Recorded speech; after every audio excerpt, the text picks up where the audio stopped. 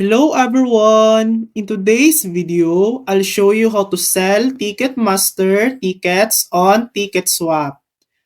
Make sure your Ticketmaster tickets are transferable and mobile only. Open the Ticketmaster app and tap Transfer. Enter the recipient details provided by TicketSwap. Go to ticketswap.com and log in or create an account. Add your ticket details and select the correct event. Set your selling price.